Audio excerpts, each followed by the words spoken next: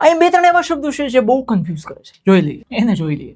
જો આ શું છે, પેશન્ટ, પાછળ ENT આવે છે. પેશન્ટ, આ પાટી એનટી નથી કહેવાતું, પેશન્ટ.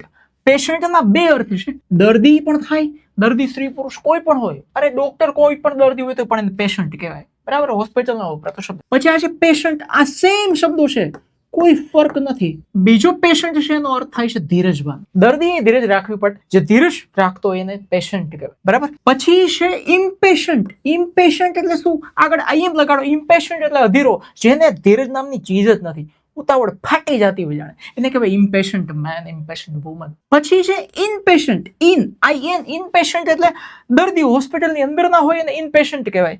અને આઉટ પેશન્ટ એટલે કે દર્દીઓ જે હોસ્પિટલની બહાર છે, આવતા જતા હોય, બહારથી આવતા હોય, એને આઉટ પેશન્ટ કહેવાય, જે હોસ્પિટલના વપરાતા છે. પછી છે પેશન્સ,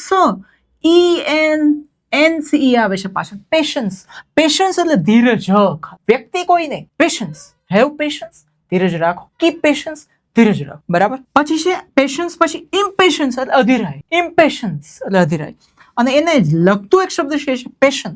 પેશન એટલે જુસ્સો, ઉત્સાહ, એને પેશન. તો ખાસ યાદ રાખી લેવા આ શબ્દોમાં, કે મિસ્ટેક ના થાય.